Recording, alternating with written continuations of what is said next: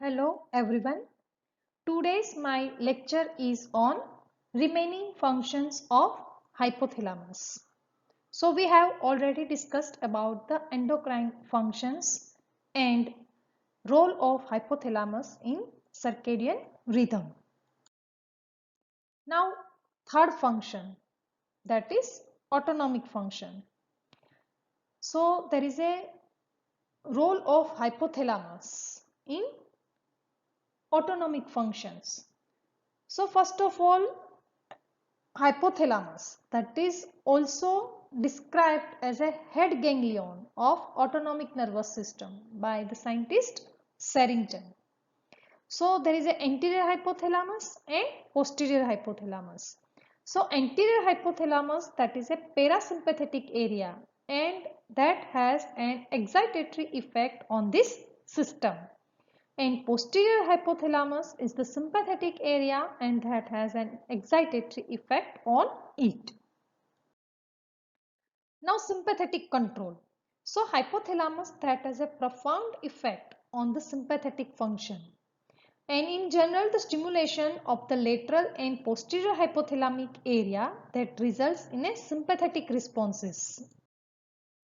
So what is the sympathetic responses? So the posterior and the lateral nuclei of the hypothalamus that are particularly concerned with this function. So posterior and lateral nuclei of the hypothalamus that plays a very important role in sympathetic nervous system. So stimulation of this nuclei that raises blood pressure, increases the epinephrine secretion that causes tachycardia, vasoconstriction, dilatation of pupils and inhibition of intestinal movements. Now lesion of the posterior nuclei that produces lethargy, hypothermia and Horner syndrome. Now experimental decortication in animals that produces signs of the sympathetic hyperactivity, and this is a release phenomena, hypothalamus being released from the cortical control. Now control of parasympathetic nervous system. So anterior and middle hypothalamic nuclei that are mainly concerned with the parasympathetic control function. So stimulation of this nuclei that causes a parasympathetic hyperactivity. So slowing of the heart rate, contraction of pupil, and these effects were called by Hess as tropotrophic effects and are mediated through tropotrophic or parasympathetic system. The tropotropic system is related to protective mechanism and the drugs reserpine and serotonin stimulate the tropotrophic system. Now the autonomic functions that are subserved by the hypothalamus are first of all cardiovascular regulation. So hypothalamus that regulates the cardiovascular system through the cardiovascular control center in the reticular region of medulla and pons. Stimulation of the posterior and lateral nuclei of the hypothalamus that increases the heart rate and arterial blood pressure and produces cutaneous vasoconstriction. Now the stimulation of the preoptic area that decreases the heart rate and arterial blood pressure and produces cutaneous vasodilatation. Then second is regulation of pupil size. Stimulation of the posterior and lateral hypothalamus that causes dilatation of pupil. And stimulation of the anterior and medial parts of the preoptic and supraoptic area that produce constriction of the pupil. Then regulation of the peristaltic and secretomotor function of alimentary tract. So stimulation of the posterior and lateral hypothalamus that diminishes the secretion and motility of the gastrointestinal tract, and that is known as ergotropic function. Stimulation of the anterior and medial hypothalamus that increases peristalsis and secretomotor functions of alimentary tract, and that is known as tropotropic function. Then fourth function is regulation of water intake. So hypothalamus that plays a very important role in water intake. Two major factors that affect the water intake and plasma osmolality and extracellular fluid volume, mainly blood volume. The hypothalamus that responds to change in both these factors. So the hypothalamus, that is the major thirst center in the brain. So organum vasculosum of the lamina terminalis and subfornical organs are the hypothalamic areas that respond to thirst. Now, first of all, change in osmolality. So, osmoreceptors that are located in anterior hypothalamus and osmoreceptors that detect the change in the osmolality of the plasma. So, whenever there is any change, decrease or increase the osmolality of the plasma, the osmoreceptors are stimulated. Now the hyperosmolality of the plasma that stimulates the hypothalamic thirst center that increases the water intake, and hyperosmolality also increases the ADH secretion that decreases the loss of the water in the urine by increasing the water reabsorption from the kidney tubules. Then change in the fluid volume. So volume change is detected by volume receptors in the right and left atria and pulmonary vessels. So hypovolemia means decrease in the blood volume that increases the secretion of the renin from the juxtaglomerular cells of kidney, and that in turn forms the angiotensin II. Now angiotensin II, that is a strong dipsogen. Dipsogen means the substance that stimulates the thirst. All stimulates the OVLT and SFO to increase the water intake. Now hypothalamus, that is known as head ganglion of autonomic nervous system.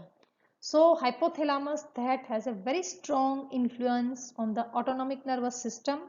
So for its close link with the autonomic function, the Sherrington had described the hypothalamus as a head ganglion of autonomic nervous system. Then fifth function is body temperature regulation. So first of all, we discuss about the peripheral and central thermoreceptors. So peripheral thermoreceptors that are concerned with the preventing hypothermia. Hypothermia means decreased body temperature below normal body temperature. And the skin has more cold receptors than warmth receptors. Now central thermoreceptors. So anterior hypothalamic preoptic area that contains a large number of the heat sensitive neurons as well as about 1/3 as many cold sensitive neurons. Now anterior hypothalamus that contains a heat loss center. So heat loss center that is located in anterior hypothalamus, and they are stimulated whenever there is a response to heat. And heat gain centers that is located in posterior hypothalamus, and they become active whenever there is a response to cold. Now about the thermoreceptors. There are two types of the thermoreceptors, peripheral and central. Peripheral thermoreceptors that are concerned with the preventing hypothermia, means it prevents the decrease in the body temperature, and central thermoreceptors in the hypothalamus. Now the anterior hypothalamic preoptic area that contains large number of the heat sensitive neuron as well as about 1/3 as many cold sensitive neurons. Thermoregulation. So temperature control system that consists of hypothalamus integrated autonomic, endocrine and skeletomotor responses.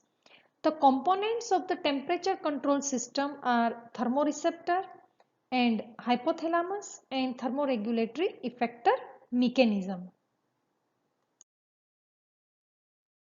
Now in temperature regulation, that depends on the balance between the mechanism that control the heat loss and heat gain mechanism.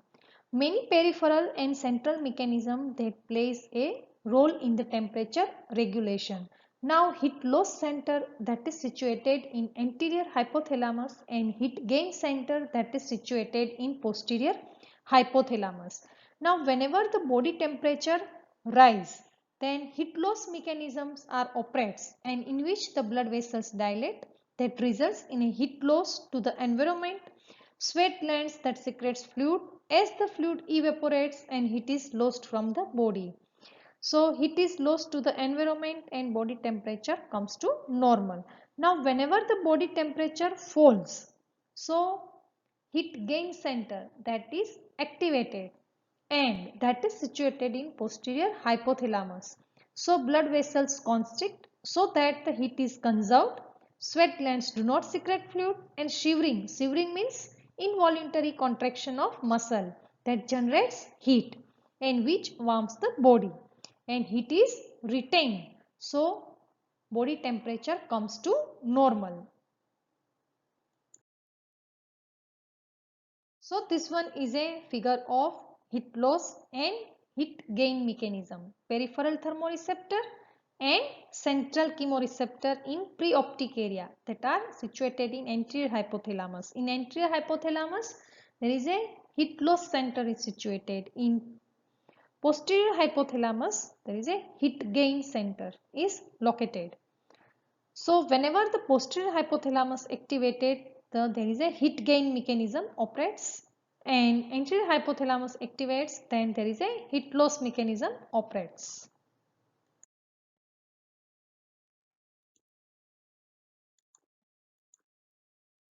So mechanism of the heat production in the body. So there is a basal metabolic activity, mainly activities of the viscera that produce heat production. Then muscular activity, especially during the exercise and on exposure to cold. Then non-shivering thermogenesis by thyroxine and catecholamines and specific dynamic action of food, especially protein-rich food. So on exposure to cold, so there is a shivering. Shivering means involuntary contraction of muscle so that the heat is gained. And non-shivering thermogenesis means by thyroxine. So thyroxine that increases the basal metabolic rate. So in this way thyroxine and catecholamines that helps in heat production and specific dynamic action of the food, especially protein rich food. And then basal metabolic activity, mainly activity of viscera. So by all these mechanism there is a heat production in the body. Then mechanism of the heat loss from the body. So there are three ways: conduction, convection and evaporation. So by these three ways there is a heat is lost from the body. So by conduction there is a 15% and air currents. By convection and by radiation 60% of the heat is lost and by evaporation 22% of the heat is lost. So this one is a heat loss mechanism that operates in the body. The hypothalamic thermostat has a set point which is normally at about 37 degrees centigrade. Error signals which represent a deviation from the set point, either due to raised or lowered body temperature, that evoke a responses that tend to restore the body temperature towards the set point. So alteration in the heat production or alteration in the heat loss. So there is a change in the set point temperature and there is a thermal error signal. So hypothalamic integration center is activated and thermal effector signal. So role of anterior hypothalamus. So hypothalamus, that is a integrator. So anterior hypothalamus that detects the body temperature by sensing the temperature of the blood and by receiving the inputs from the thermoreceptor, especially the cold receptors that are located in the skin, deep tissue, spinal cord and brain areas.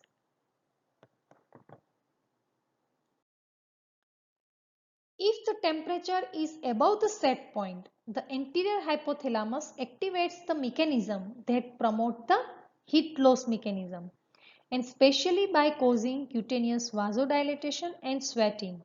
Heat loss in turn decreases the body temperature back towards the normal.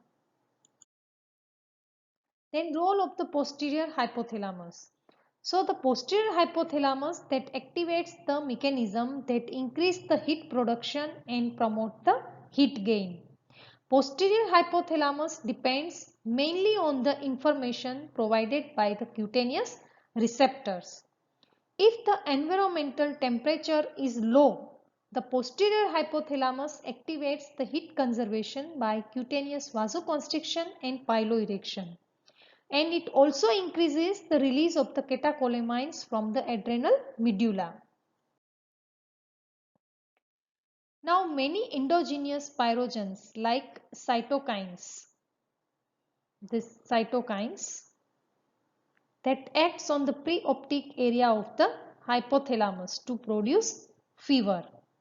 These cytokines such as interleukins increases the local release of prostaglandins that produces fever by raising the temperature range of the set point. In fact, antipyretics acts by decreasing the production of prostaglandins. So, in this way, the hypothalamus that acts as a thermostat. So, for its key role in the body temperature regulation, the hypothalamus is known as thermostat. Thermosensor cells in the hypothalamus that detects the changes in the temperature of the blood and receive the inputs from the thermosensitive receptors in the skin. And the information received is matched with the set point for the body temperature, and accordingly the hypothalamus that initiates the appropriate temperature regulating mechanism. Then control of reproductive function. Hypothalamus that secretes gonadotropin releasing hormone and that plays a crucial role in the reproductive function and sexual behavior. Gonadotropin releasing hormone secreting neurons that are located in the preoptic area, and these neurons that contain the receptor for the gonadal hormones that regulate the gonadotropin releasing hormone secretion, and the secretion begins at puberty and then continues throughout the reproductive life.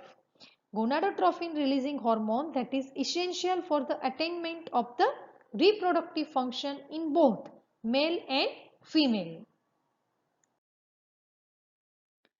Now the hypothalamus that also controls the sexual behavior.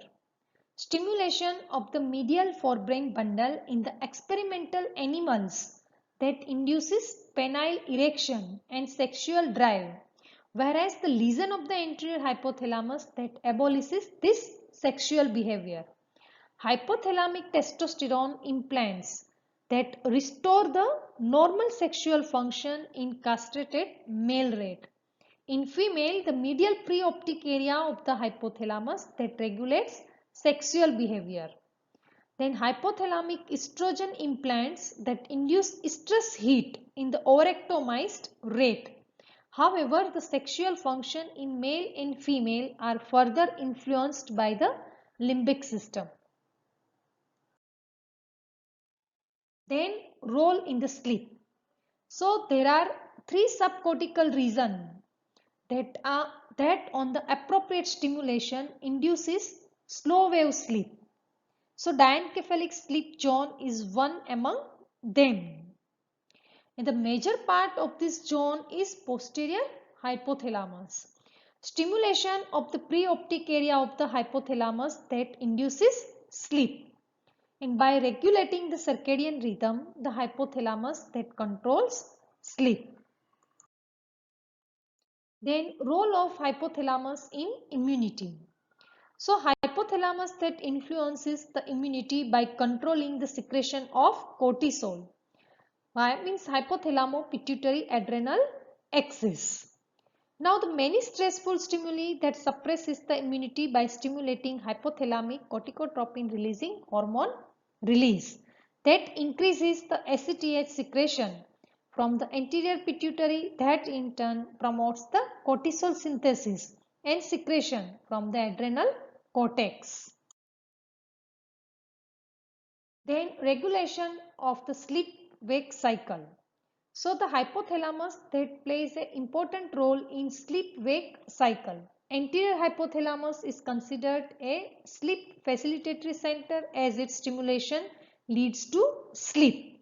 And the posterior hypothalamus acts as a waking center as its stimulation causes wakefulness. So sleep is also considered to occur as a negative phenomena. Inhibition of the wakefulness center in the posterior hypothalamus by the anterior hypothalamus also contributes to the occurrence of the sleep. Lesion in the posterior hypothalamus that produces a severe coma. Then role in the emotional and instinctual behavior, and that is mainly regulated by limbic cortex. The hypothalamus along with the limbic structure is concerned with the affective nature of the sensory impulses, whether the sensations are pleasant or unpleasant. And these affective qualities are also known as reward and punishment. The two centers in the hypothalamus involved in such a behavior and emotional changes, and that are known as reward center and punishment center. So what is reward center and what is punishment center? So reward center that is located along the course of the medial forebrain bundle, especially in the lateral and ventromedial nucleus of hypothalamus. Electrical stimulation of this area that encourages the animal to seek more of such stimulation. And punishment center that is located in medial hypothalamus, periventricular zone. The electrical stimulation of this area leads to pain, fear, defense, escape reaction and the other elements of punishment. And the experimental animal avoids further stimulation of this area. So what is the role of reward and punishment center? So almost anything that we do is related in some way to reward and punishment. If we do something that is rewarding, we continue to do it. If we do something that is punishing, we cease to do it. Now what is rage? So strong stimulation of the punishment center that produces a violent and aggressive emotional state that is known as rage. Normally it is kept in check by counterbalancing activity of ventromedial nuclei of hypothalamus, hippocampus, amygdala and anterior portion of limbic cortex. Now the rage reaction that is characterized by development of defense posture, extension of the limbs, lifting of the tail, hissing and splitting, piloerection and wide opening of the eyes, dilation of the pupil and severe savage attack even on mild provocation. Then what is sham rage? Normally the animal and human that maintain a balance between the rage and opposite state, calm emotion. And this occurs due to reciprocal connection between the hypothalamus and cerebral cortex. When the connection between the cerebral cortex and hypothalamus is severed by the decortication, the experimental animal that exhibit an outburst of rage on mild peripheral stimulation, that is known as sham rage. And since the emotion associated with are absent, thus the sham rage is due to release of the hypothalamus from the cortical control, and it can be abolished by lessening the caudal hypothalamus. Then regulation of food intake. The regulation of the food intake, that is a essential vegetative function of hypothalamus, and which maintains the body weight of an individual relatively constant over a long period. And to regulate the food intake, the hypothalamus has two centers, namely the feeding center and satiety centers, that are located in tuberal region of hypothalamus. Now about the feeding center. The lateral hypothalamic nucleus subserve as a feeding center or hunger center.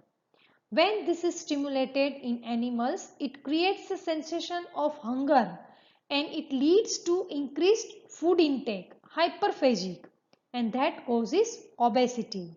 And the destruction of the feeding center, that leads to loss of appetite, anorexia. Normally, the feeding center is always active and its activity is inhibited by satiety center after food intake.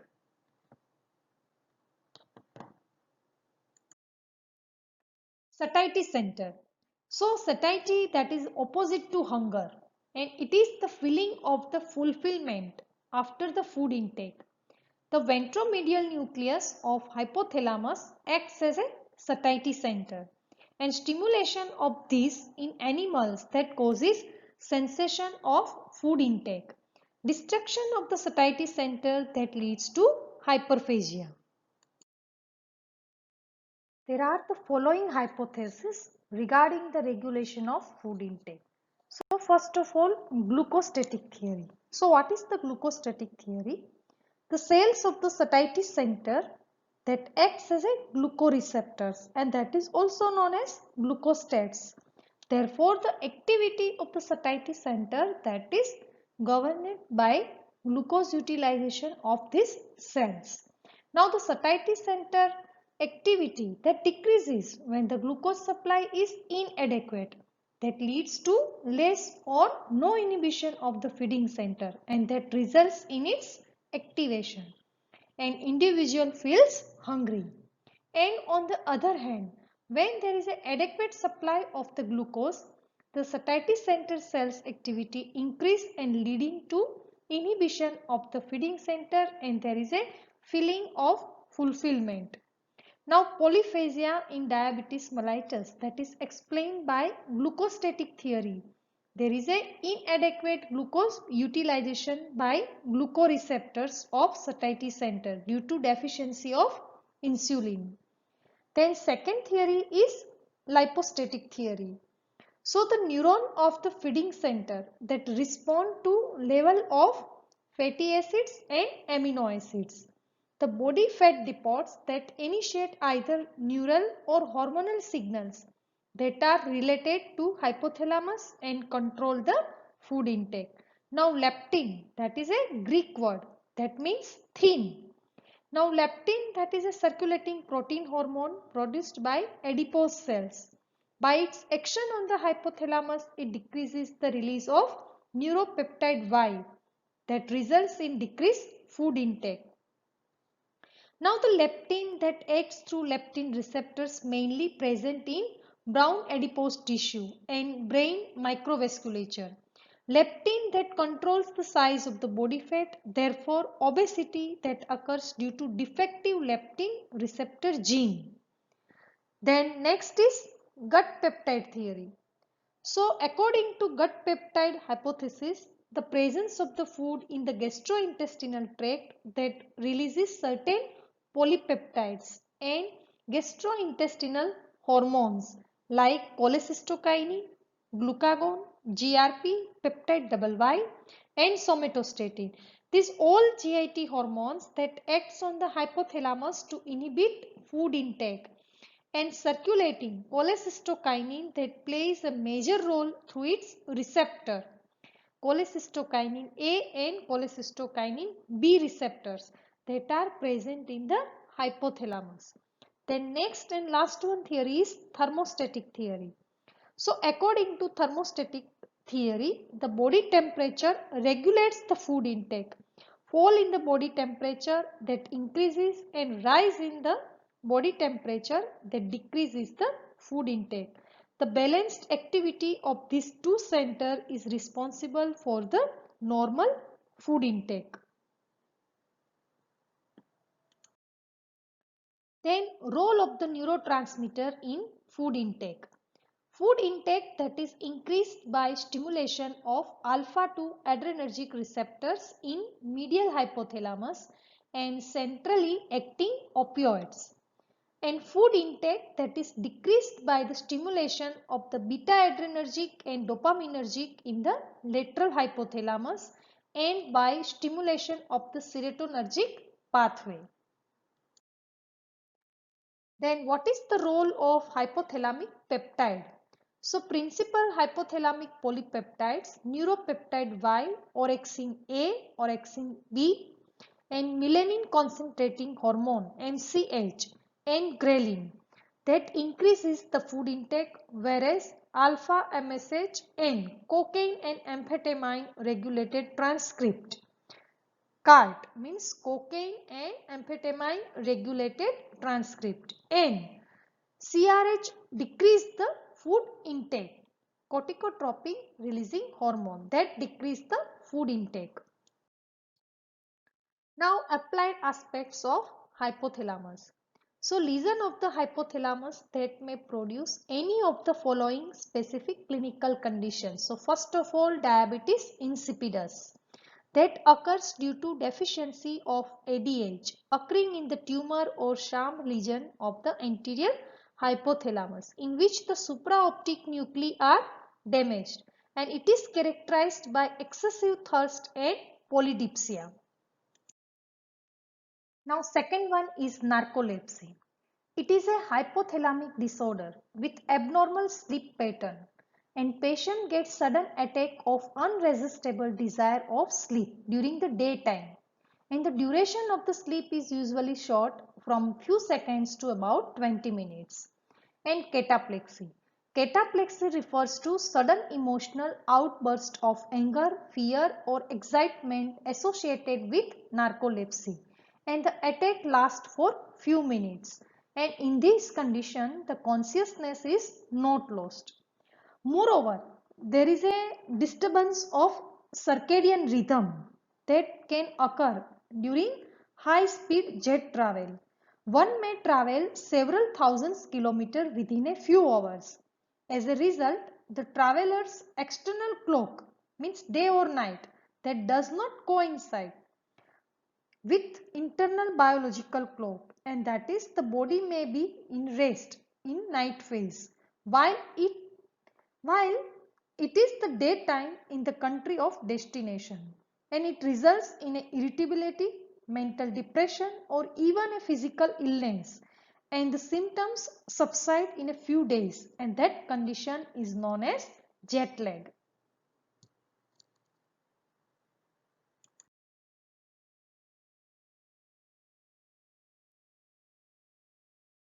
After the completion of this topic about the hypothalamus, the students must be able to name the major nuclear group of hypothalamus, list the function of hypothalamus, or describe the functions of hypothalamus, that is the most important question, and understand the role of hypothalamus in endocrine, autonomic and reproductive function and in the regulation of temperature, circadian rhythm, sleep and food and water intake.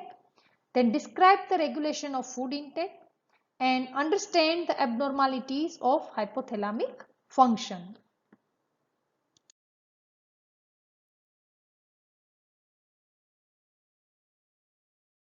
The list of the reference book: Guyton, Ganong, then Snell's Clinical Neuroanatomy, then Textbook of Medical Physiology by Dr. Indu Khurana, then Comprehensive Textbook of Physiology by Dr. G.K. Pal, then R.L. Bijlani, then Sabyasachi Sirkar, and then Vijaya Joshi, and also figures from the internet sources.